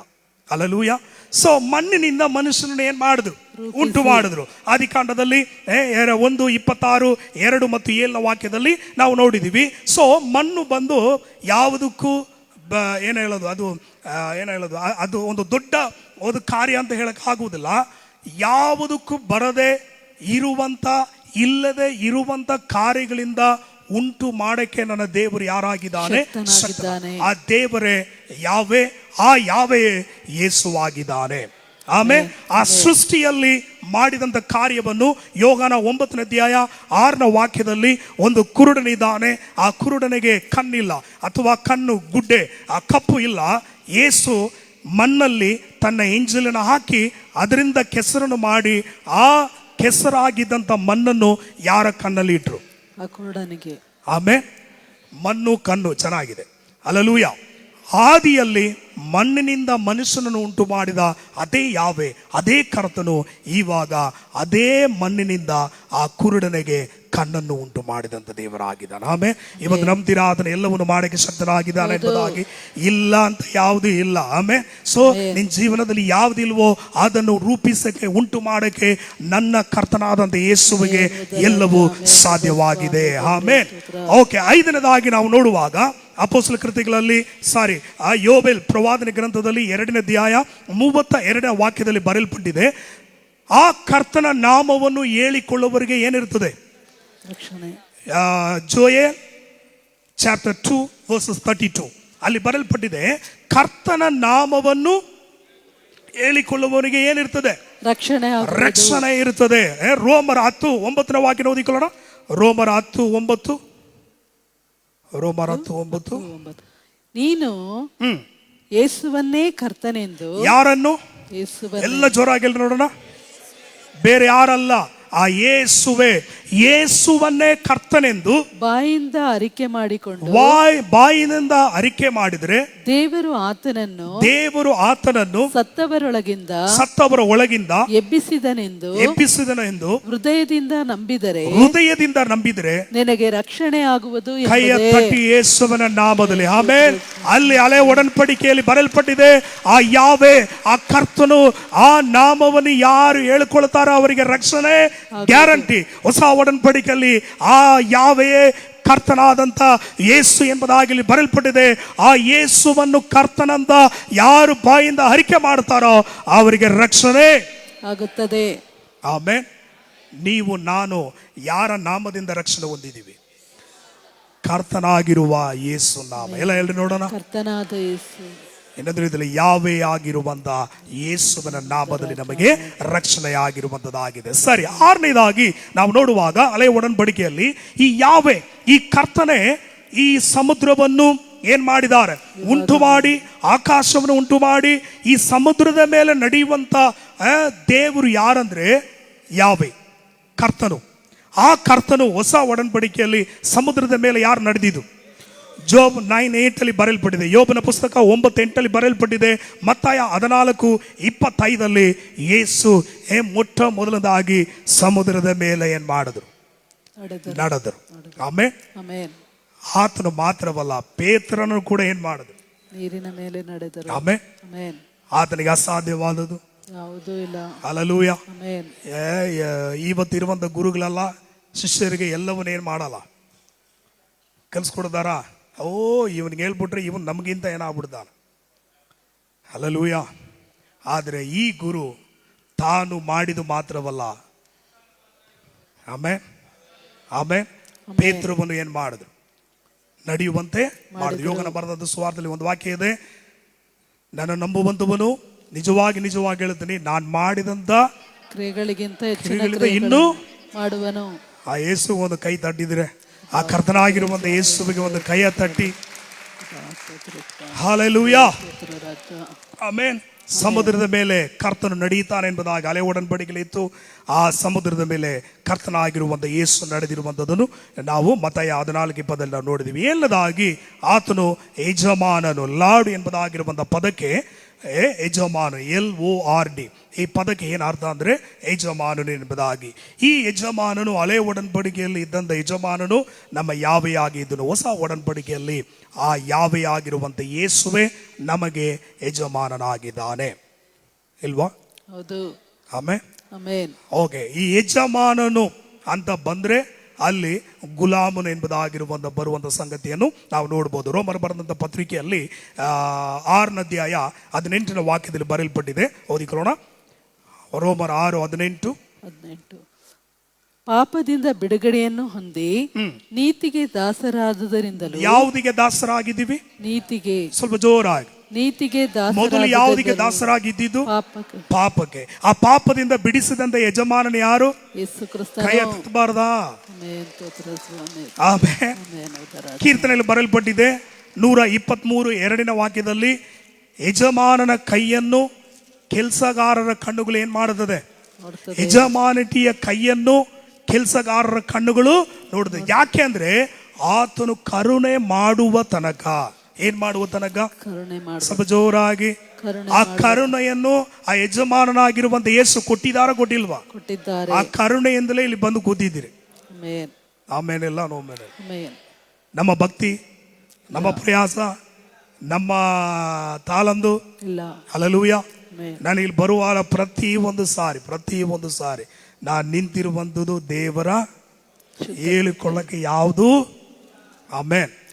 ಒಂದಿನ ತುಂಬಾ ಬೇಜಾರಾಯ್ತು ಒಂದು ವಿಷಯದಲ್ಲಿ. ಅವಾಗ ದೇವ್ರ ಹತ್ರ ಹೇಳಿದೆ, ದೇವ್ರೇ, ಇವರ ಹಾಗೆ ನಾನು ಇದನ್ನ ಕಲ್ತ್ಕೊಂಡಿದ್ರೆ, ಇವರ ಹಾಗೆ ಇದು ನನಗೆ ಗೊತ್ತಿದ್ರೆ, ದೇವ್ರೆ ಇವರ ಹಾಗೆ ಇದು ನಾನು ಗೊತ್ತಿದ್ರೆ, ಇದು ಈ ಟ್ಯಾಲೆಂಟ್ ಅಲ್ಲಿ ನಾನು ಚೆನ್ನಾಗಿದ್ದಿದ್ರೆ ಚೆನ್ನಾಗಿರ್ತದಲ್ಲ, ಸೇವೆಗೆ ಉಪಯೋಗವಾಗಿ ಇದ್ದಿರ್ತದಲ್ಲ, ನನಗೆ ಯಾವ ಎಕ್ಸ್ಪೀರಿಯನ್ಸ್ ಇಲ್ಲದೆ ತಗೊಂಡ್ ಬಂದು ಸೇವೆ ನಿಲ್ಲಿಸ್ಬಿಟ್ಟಿಲ್ಲ ದೇವ್ರೇ ಅಂತ ಹೇಳಿ ತುಂಬಾ ವೇದನೆ ಪಡ್ತಾ ಇದೆ. ಅವಾಗ ದೇವ್ರು ಹೇಳಿದ್ರು, ಮಗನೇ, ನೀನು ಅದೆಲ್ಲ ನಿನಗೆ ತಿಳ್ಕೊಂಡಿದ್ರೆ ನೀನು ನನ್ನನ್ನು ಆದ್ಕೊಳ್ಳಲ್ಲ, ಅದನ್ನೇ ನೀನೇನ್ ಮಾಡಿರ್ತಿ?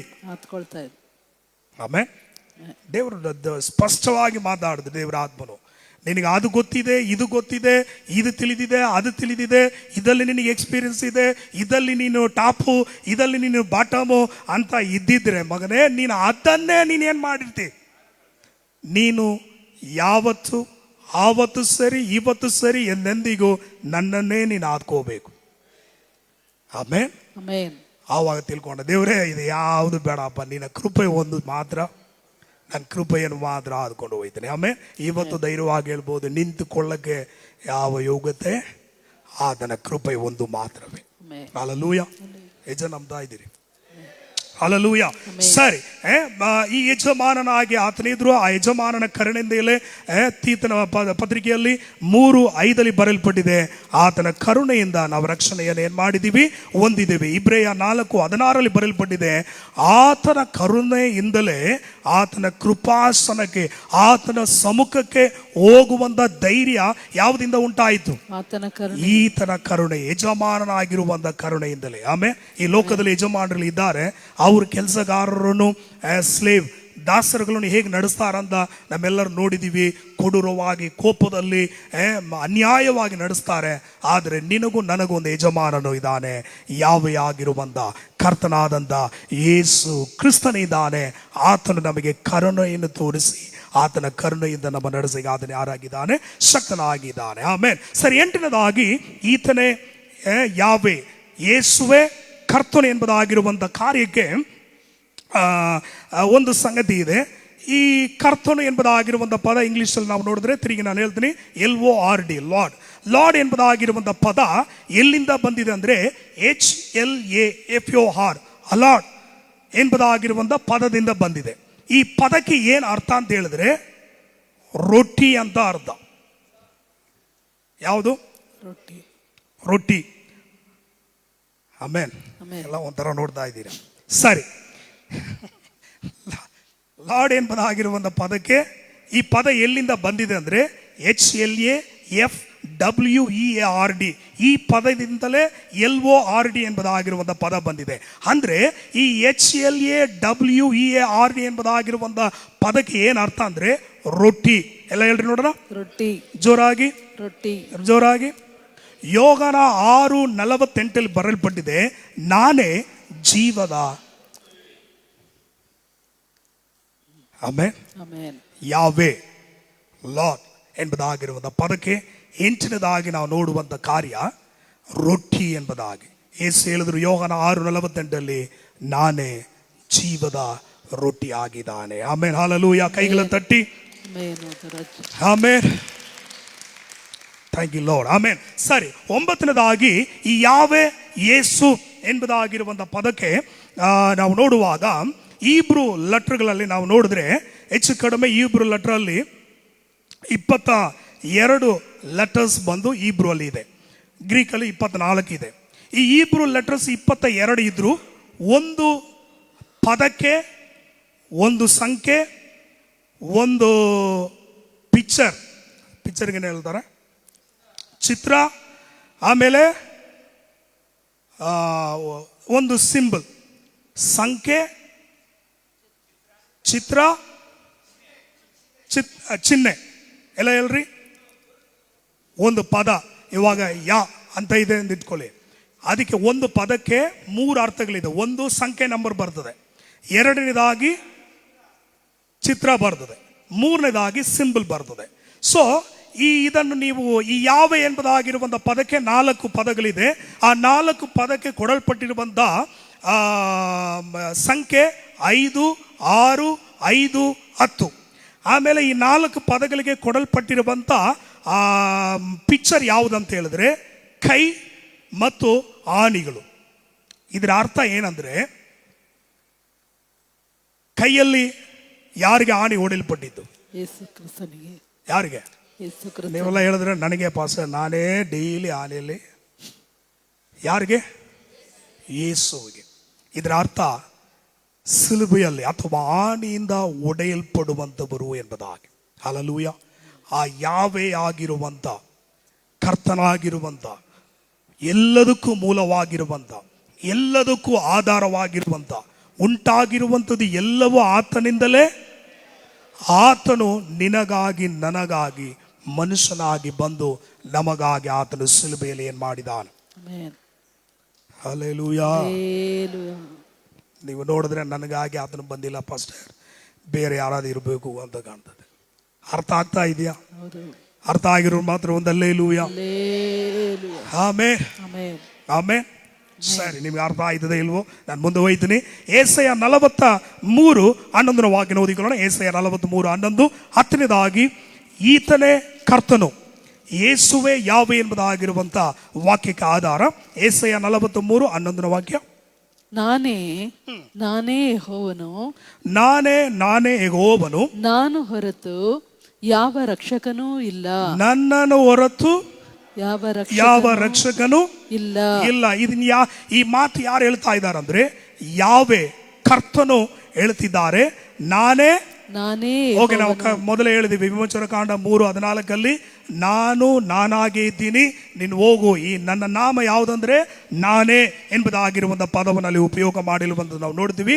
ಯೆಶಾಯ 43:11 ಬರೆಯಲ್ಪಟ್ಟಿದೆ, ನಾನೇ ಕರ್ತನು, ನಾನೇ ಯಾವೆ, ನನ್ನನ್ನಲ್ಲದೆ ಯಾವ ರಕ್ಷಕನು ಇಲ್ಲ. ಆಮೆನ್.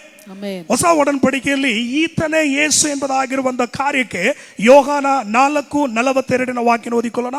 ಯೋಹಾನ 4:42.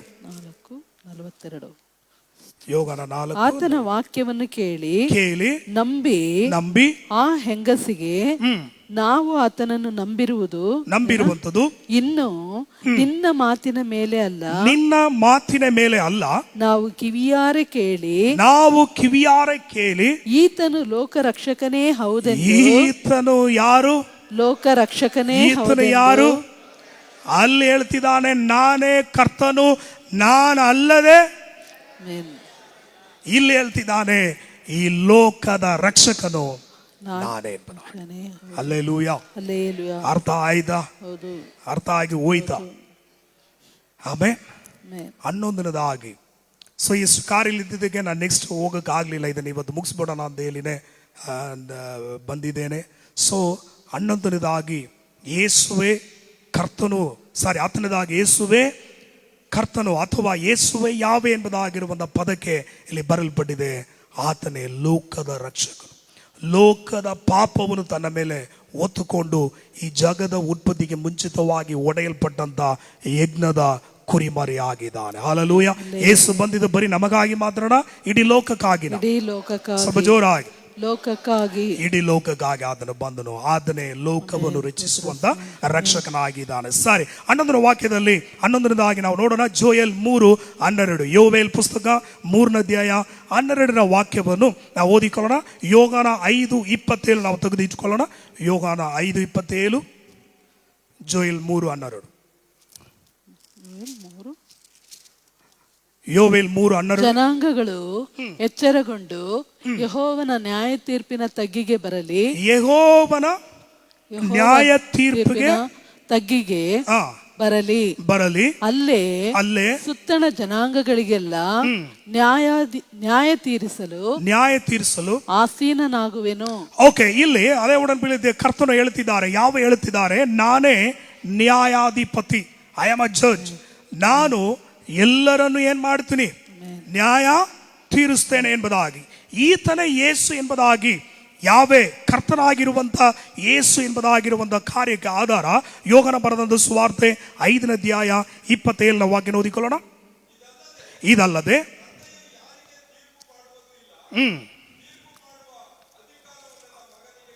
ಓಕೆ, ಆ ಮಗನು ಯಾರು?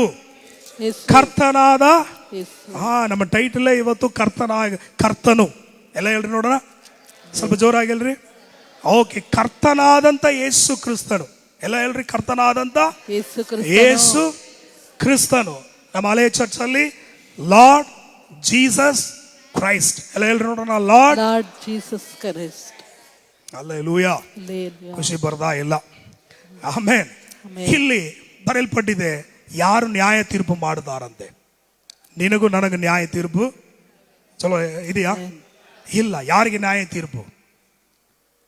ನಂಬದೇ ಇರುವವರಿಗೆ ಈಗಾಗಲೇ ನ್ಯಾಯ ತೀರ್ಪು ಬರದಾಯಿತು. ಯೋಗನ 3:17 ಬರೆಯಲ್ಪಟ್ಟಿದೆ, ಯಾರು ನಂಬಿದಾರೋ ಅವರಿಗೆ ನ್ಯಾಯ ತೀರ್ಪು ಇಲ್ಲವೇ? ನಿನಗೂ ನನಗೂ ನ್ಯಾಯ ತೀರ್ಪು ಇಲ್ಲ, ನಂಬದೇ ಇರುವವರಿಗೆ ನ್ಯಾಯ ತೀರ್ಪು. ಆ ನ್ಯಾಯ ತೀರ್ಪನ್ನು ಯಾರು ಮಾಡುತ್ತಾರಂದ್ರೆ ಕರ್ತನಾಗಿರುವಂತ ಯೇಸು ಕ್ರಿಸ್ತನಾಗಿದ್ದಾನೆ. Amen, hallelujah. ಸರಿ, 12ನೇದಾಗಿ ಈ ಯಾವೇ ಯೇಸು ಎಂಬುದಾಗಿರುವಂತ ಕಾರ್ಯಕ್ಕೆ ನಾವು ನೋಡಿಕೊಳ್ಳೋಣ. ವಿಮೋಚನ ಕಾಂಡ 3:12 ವಾಕ್ಯ ಓದಿಕೊಳ್ಳೋಣ. ನಂತರ ಮತ್ತಾಯ 1:23. ವಿಮೋಚನ ಕಾಂಡ 3:12, ಮತ್ತಾಯ 1:23.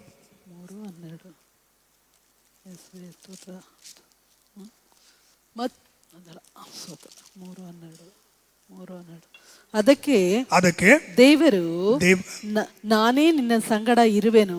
ನಾನೇ ನಿನ್ನ ಸಂಗಡ ಇರುವೆನು. ಯಾರಿಗೆ ಹೇಳ್ತಿದ್ದಾರೆ?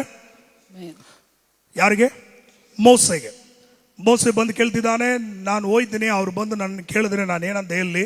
ಆವಾಗ 13ರ ವಾಕ್ಯದಲ್ಲಿ ಹೇಳ್ತಾ ಇದ್ದಾರೆ. 12ರ ವಾಕ್ಯದ ದೇವರು ಹೇಳ್ತಿದ್ದಾರೆ, ನೀನು ಒಬ್ಬನಲ್ಲಪ್ಪ, ನಾನು ನಿನ್ನ ಸಂಗಡ ಇರುವೇನು ಎಂಬುದಾಗಿ. ನೀವು 3, 12, 14 2 ವಾಕ್ಯಗಳಲ್ಲಿ I am I am I am I am, ನಾನೇ, ನಾನು, ನಾನು, ನಾನು ಎಂಬುದಾಗಿ 4 ಸಾರಿ ಏನ್ ಮಾಡ್ತದೆ, ಪದ ಬರ್ತದೆ. ಯಾವೆಗೆ ಎಷ್ಟು ಪದ ಇದೆ? 4. ಅದೆಲ್ಲ ಟೈಮ್ ಇಲ್ಲ, ಅದ್ರಲ್ಲಿ ಬೋರ್ಡಲ್ಲಿ ಹಾಕ್ಬೋದು. ಯಾವೇ ಎಂಬುದಾಗಿರುವಂತ ಆ ವಾಕ್ಯಕ್ಕೆ 4 ಪದಗಳು. ಇಲ್ಲಿ 13ನ ವಾಕ್ಯದಿಂದ 14ನ ವಾಕ್ಯ ತನಕ 4 sorry I am I am I am ಅಂತ ಹೇಳ್ತಿದ್ದಾರೆ. ಈ ಐ ಆಮ್, ನಾನೇ ನಿನ್ನ ಸಂಗಡ ಇರುವೇನೆಂಬುದಾಗಿ ಇದು ಯಾರಿಗೆ ಸೂಚನೆ ಆಗಿದೆ ಅಂದ್ರೆ, ಮತ್ತಾಯ 1:23 ಓದಿಕೊಳ್ಳೋಣ. ಮತ್ತಾಯ 1:23.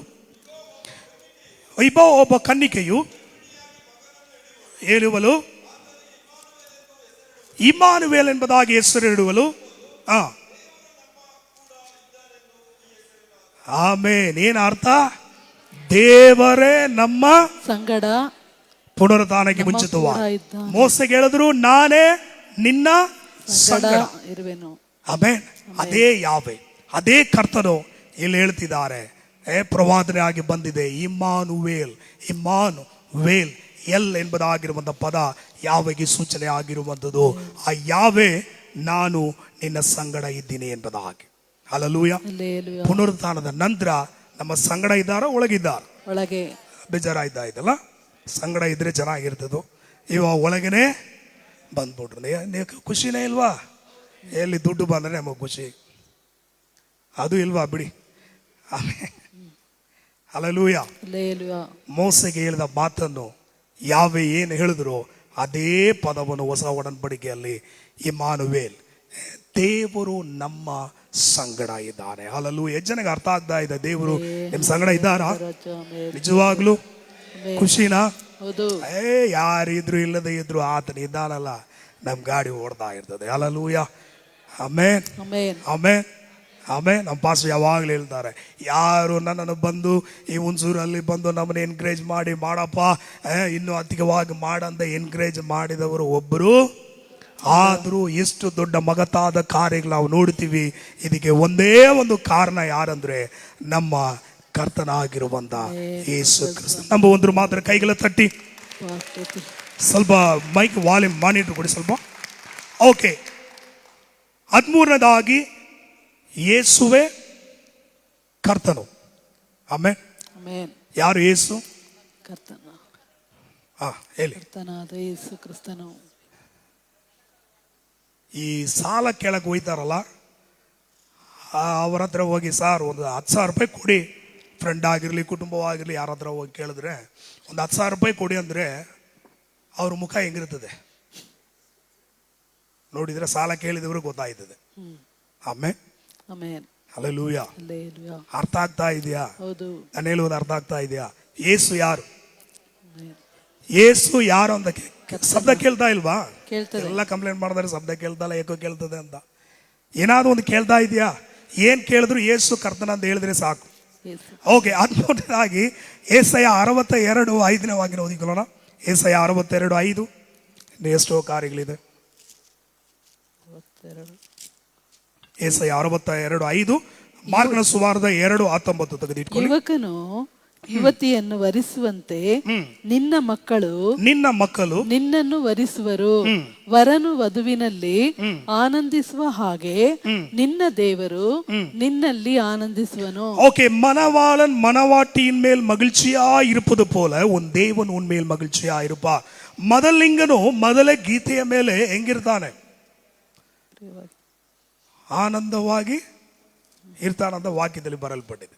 ಮದುವೆಗೆ ಮುಂಚಿತವಾಗಿ ಎಂಗೇಜ್ಮೆಂಟ್ ಆದ್ಮೇಲೆ, ಈತನೇ ನನ್ನ ಮದುವೆ ಮಾಡುವಂತ ಹುಡುಗ, ನಮ್ಮ ಫ್ಯೂಚರ್ ಗಂಡ, ಫ್ಯೂಚರ್ ಹೆಂಡತಿ ಅಂತ ಹೇಳಿ ಯಾವಾಗಪ್ಪ ಮದುವೆ ನಡೀತದಂತ ಹೆಂಗಿರ್ತಾರ ಅವರು?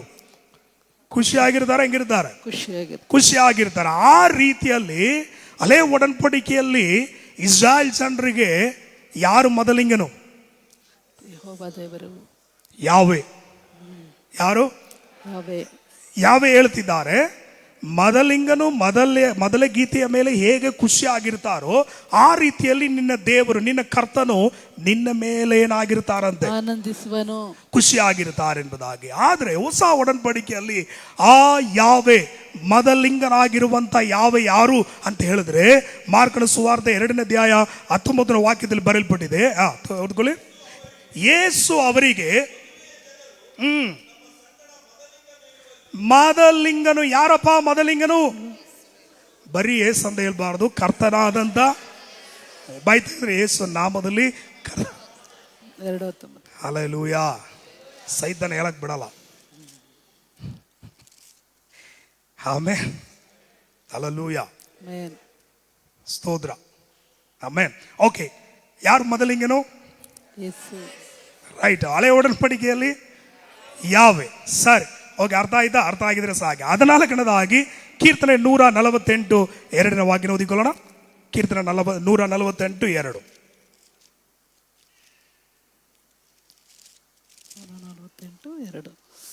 ಆತನ ಎಲ್ಲಾ ದೂತರೇ ಆತನನ್ನು ಸ್ತುತಿಸಿರಿ, ಆತನನ್ನು ಸ್ತುತಿಸಿರಿ.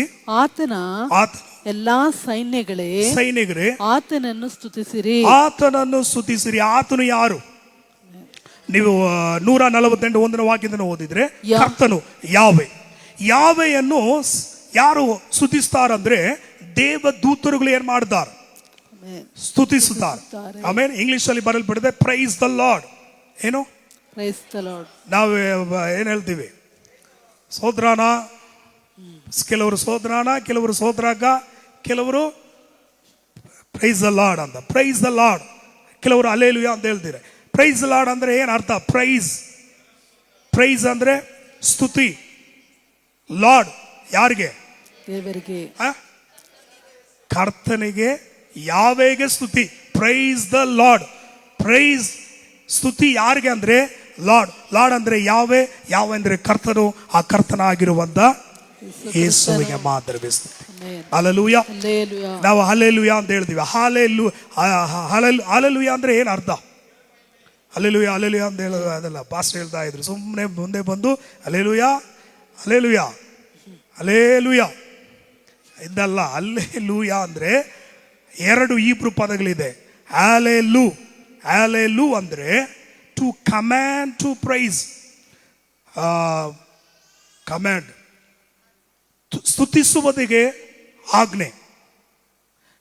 ಹಲ್ಲೆಲೂ ಯಾರು? ಯಾವೆ. ಯಾವೇ ಎಂಬುದಾಗಿರುವಂತ ದೇವರಿಗೆ ಸ್ತುತಿ ಉಂಟಾಗಲಿ ಎಂಬುದಾಗಿ ಇಲ್ಲಿ ಬರೆಯಲ್ಪಟ್ಟಿರುವಂತ ಸಂಗತಿ. ಆಮೇಲೆ ಜನಗೆ ಅರ್ಥ ಆಗ್ತು. ಆಮೇಲೆ ಸರಿ, 148 2 5ನೇ ವಾಕ್ಯದಲ್ಲಿ ಕೂಡ ಬರೆಯಲ್ಪಟ್ಟಿದೆ. ಎಲ್ಲ ದೇವದೂತರುಗಳು ಯಾರನ್ನು ಸ್ತುತಿಸಬೇಕಂತೆ? ಆತನನ್ನು ಸ್ತುತಿಸಿರಿ. ಎಲ್ಲ ಹೇಳ್ರಿ, ಯಾರನ್ನು ಸ್ತುತಿಸಬೇಕು? ಕರ್ತನಾಗಿರುವಂತ ಯಾವೆಯನ್ನು. ಸರಿ, ಈ ಕರ್ತನಾಗಿರುವಂತ ಯಾರು? ಹೊಸ ಒಡன்பಡಿಕೆಯಲ್ಲಿ ತೆಗೆದು ಓದಿಕೊಳ್ಳೋಣ. ಲೂಕನ ಬರೆದಂತ ಸುವಾರ್ತೆ 2ನೇ ಅಧ್ಯಾಯ 13ನೇ ವಾಕ್ಯ ಓದಿಕೊಳ್ಳಿ. 2:13. ಲೂಕ 2:13.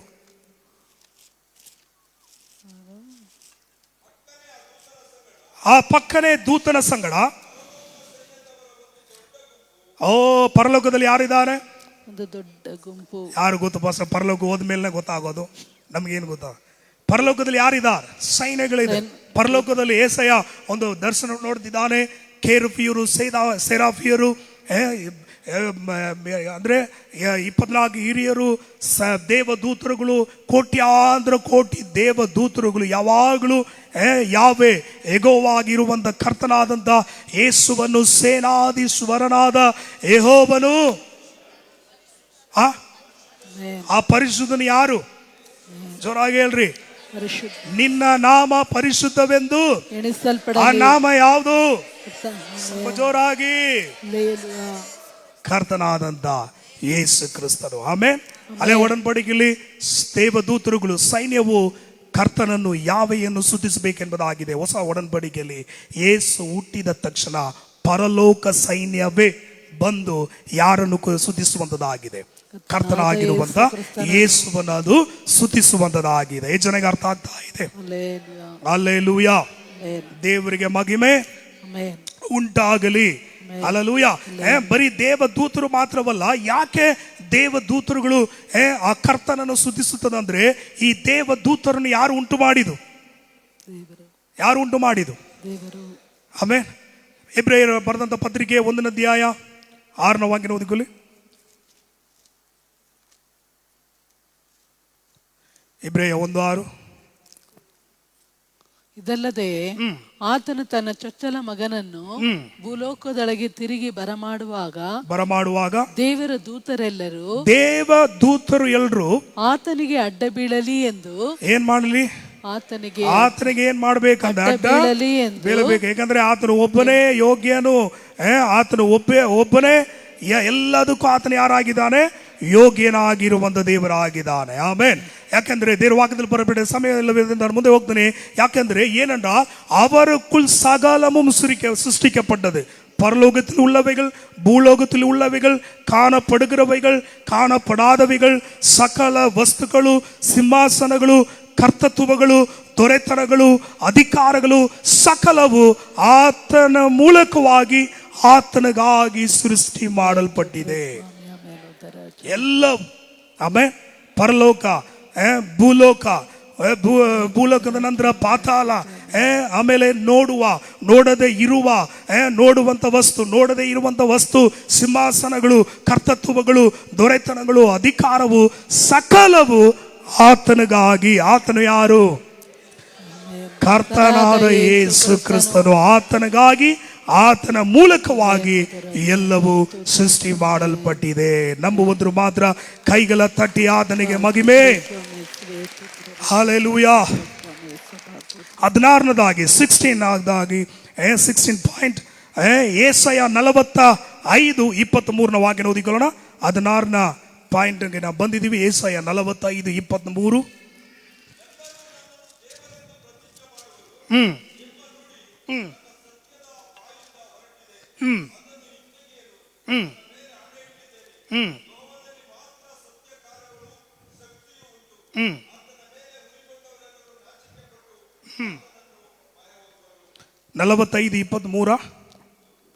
ಓಕೆ, 24 ಓದ್ಕೊಳ್ಳಿ.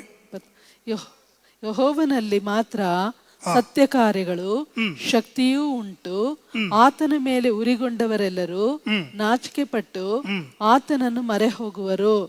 ಇಸ್ರಾಯೇಲಿನ ಸಮಸ್ತ ಸಂತತಿಯವರು ಯೆಹೋವನ ಮೂಲಕ ಸತ್ಯವಂತರಾಗಿ ಆತನಲ್ಲಿ ಆನಂದಿಸುವರು ಎಂದು ನನ್ನ ವಿಷಯವಾಗಿ ಜನರು ಅಂದುಕೊಳ್ಳುತ್ತಾರೆ. ಓಕೆ, ಈ ವಾಕ್ಯ ಅಲ್ವಾ? ಎಲ್ಲ ಮೊಣಕಾಲುಗಳು ಮೊಡಗುವುದು, ಎಲ್ಲ ನಾಲಿಗೆಗಳು ಇಲ್ಲ. ಫಿಲಿಪಿಯರು ನನಗೆ ಗೊತ್ತು. ಹಳೆ ಒಡன்பಡಿಕೆಯಲ್ಲಿ ಯೆಶಾಯದಲ್ಲಿ 45ನೇ ಅಧ್ಯಾಯದಲ್ಲಿ ಎಲ್ಲರೂ ಓಕೆ, ಎಲ್ಲರೂ ನನಗೆ ಅಡ್ಡ ಬೀಳುವರು. ಎಷ್ಟನೇ ವಾಕ್ಯ? 23. ಮತ್ತೆ ಅದ್ಬೋದು ಕೇಳಿಲ್ವಲ್ಲ? ಓಕೆ, ಇಲ್ಲಿ ಕರ್ತನ ಹೇಳುತ್ತಿದ್ದಾನೆ. ಯಾವ ಹೇಳುತ್ತಿದ್ದಾನೆ? ಎಲ್ಲಾ ಮೊಣಕಾಲುಗಳು ಏನ್ ಮಾಡುತ್ತದೆ? ಅಡ್ಡ ಬೀಳುವುದು. ಎಲ್ಲ ನಾಲಿಗೆಗಳು ಏನ್ ಮಾಡುತ್ತದೆ?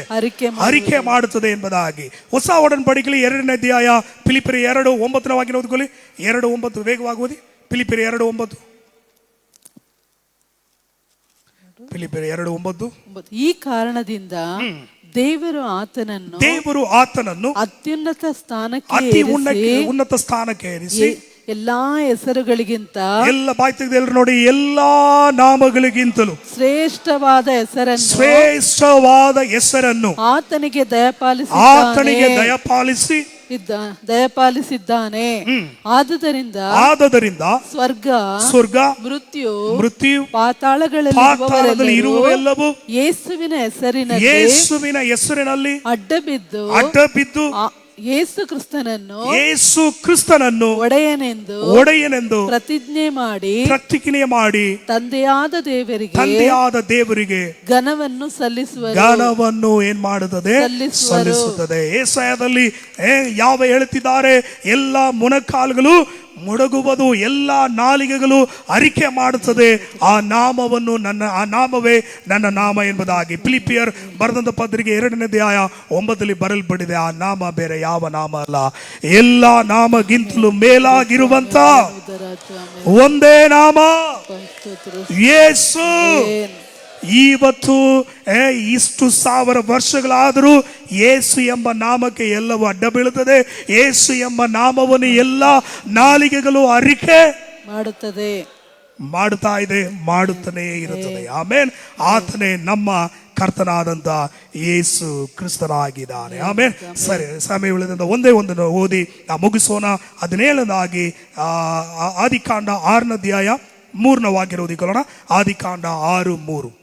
ಲೂಕ 22:20.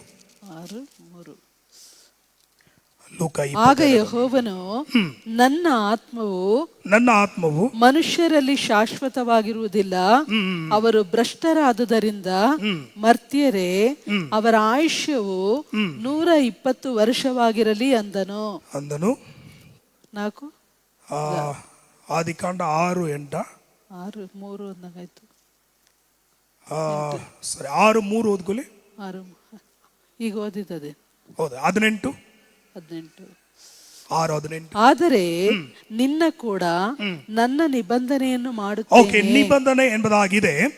ದ ಯಾವೆ ಎಂಬುದಾಗಿರುವಂತ ಪದಕ್ಕೆ ದ ಕವನಂಟ್ ಕೀಪಿಂಗ್ ಗಾಡ್, ಒಡன்பಡಿಕೆಯನ್ನು ಕಾಯುವ ದೇವರು, ಒಡன்பಡಿಕೆ ಮಾಡುವ ದೇವರು ಎಂಬುದಾಗಿ ಅರ್ಥ. ಆದಿಯಲ್ಲಿ ಕರ್ತನು ನೋವನೊಂದಿಗೆ ಒಂದು ಒಡன்பಡಿಕೆ ಮಾಡಿದ. ನಮ್ಮ ಸಭಾಪಾಲಕರು ಒಡன்பಡಿಕೆ ಬಗ್ಗೆ ತೆಗೆದಿದ್ದಾರೆ. 7 ವಿಧವಾದಂಥ ಒಡன்பಡಿಕೆ ಇದೆ ಎಂಬುದಾಗಿ. ಯಾವೆ ಎಂಬುದಾಗಿರುವಂಥ ಪದಕ್ಕೆ ಅರ್ಥ ಕವನಂಟ್ ಕೀಪಿಂಗ್ ಗಾಡ್, ಒಡன்பಡಿಕೆಯನ್ನು ಕಾಯುವ ದೇವರು. ಆದಿಯಾಗಮದಲ್ಲಿ ನೋವನೊಟ್ಟಿಗೆ ಆತನ ಏನ್ ಮಾಡಿದ್ರು ಅಂದ್ರೆ ಒಡன்பಡಿಕೆ ಮಾಡಿದ್ರು. ಒಡன்பಡಿಕೆಯನ್ನು ಕುರಿತು ಅನೇಕ ವಿಧವಾದಂಥ ಕಾರ್ಯಗಳಿದೆ, 7 ವಿಧವಾದಂಥ ಒಡன்பಡಿಕೆ ಇದೆ ಎಂಬುದಾಗಿ. ಆದ್ರೆ ಆದಿಯಲ್ಲಿ ಇದ್ದಂಥ ನೋವನೊಂದಿಗೆ ಒಡன்பಡಿಕೆ ಮಾಡಿದಂಥ ಅದೇ ಯಾವೆ, ಅದೇ ಕರ್ತನು ಹೊಸ ಒಡன்பಡಿಕೆಯಲ್ಲಿ ತನ್ನ ರಕ್ತದ ಮೂಲಕವಾಗಿ ನಮ್ಮೆಲ್ಲರೊಟ್ಟಿಗೆ ಒಡன்பಡಿಕೆಯನ್ನು ಮಾಡಿದ. ಆಮೇಲೆ ಲೂಕನ ಬರೆದಂತ ಸುವಾರ್ತೆ 22:20. ಊಟವಾದ ಮೇಲೆ ಆತನು ಅದೇ ರೀತಿಯಾಗಿ ಪಾತ್ರೆಯನ್ನು ತೆಗೆದುಕೊಂಡು ಈ ಪಾತ್ರೆಯನ್ನು ನಿಮಗೋಸ್ಕರ ಸುರಿಸಲ್ಪಡುವ ನನ್ನ ರಕ್ತದಿಂದ ಸ್ಥಾಪಿತವಾಗುವ ಹೊಸ ಒಡன்பಡಿಕೆಯ ಸೂಚಿಸುತ್ತದೆ ಎಂಬುದಾಗಿ. ಆಮೇಲೆ ಒಡன்பಡಿಕೆ ಮಾಡಿದು ಹಳೆ ಒಡன்பಡಿಕೆಯಲ್ಲಿ ಯಾವೆ, ಅದೇ ಒಡன்பಡಿಕೆಯನ್ನು ಹೊಸ ಒಡன்பಡಿಕೆಯಲ್ಲಿ ಕರ್ತನಾಗಿರುವಂತ ಯೇಸು ತನ್ನ ರಕ್ತದ ಮೂಲಕವಾಗಿ ಆತ ನಮ್ಮೊಟ್ಟಿಗೆ ಒಡன்பಡಿಕೆಯನ್ನು ಮಾಡಿದ್ದಾನೆ. ಯಾವೆ ಅಂದ್ರೆ ಒಡன்பಡಿಕೆಯನ್ನು ಕಾಯುವ ದೇವರು ಎಂಬುದಾಗಿ ಅರ್ಥ. ಆಮೇಲೆ ಹೆಚ್ಚು ಕಡಿಮೆ 17 ಸಂಗತಿಗಳನ್ನು ಯೇಸುವೆ ಕರ್ತನು ಎಂಬುದಾಗಿ ನಾವು ನೋಡಿದೀವಿ. ಆ ಕರ್ತನಾದ ಯೇಸು ಕ್ರಿಸ್ತನಿಗೆ ಕೈಗಳ ತಟ್ಟಿ ರಭಸವಾಗಿ ಕೈಗಳ ತಟ್ಟಿ, ದೇವರೇ ಎಲ್ಲ ಘನ ಮಾನ ಮಹಿಮೆ ಹೆಸರು ಪ್ರಭಾವಕ್ಕೆ ಕರ್ತನಾದಂತ ಯೇಸು ಕ್ರಿಸ್ತನು ಒಬ್ಬನೇ ಯೋಗ್ಯನು ಎಂಬುದಾಗಿ ಹೇಳಿ ಯೇಸುವಿನ ನಾಮದಲ್ಲಿ ಎಲ್ಲ ಮಹಿಮೆಯನ್ನು ನಿಮಗೆ ಸಲ್ಲಿಸಿ, ಯೇಸುವಿನ ನಾಮದಲ್ಲಿ ನಿಮಗೆ ನಾವು ಘನತೆಯನ್ನು ಸಲ್ಲಿಸ್ತಾ ಯೇಸು ನಾಮದಲ್ಲಿ ಪ್ರಾರ್ಥಿಸಿದ್ದೇವೆ ತಂದೆಯೇ. Amen, amen. ನಾವೆಲ್ಲರೂ ಸೇರಿ ಹೇಳುವ ನನ್ನ ಮನವೇ.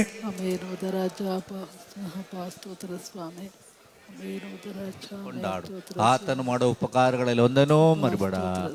ಆಮೇನ್, ಆಮೇನ್. ಕೈ ಚಪ್ಪಳ ತಟ್ಟಿದೆ.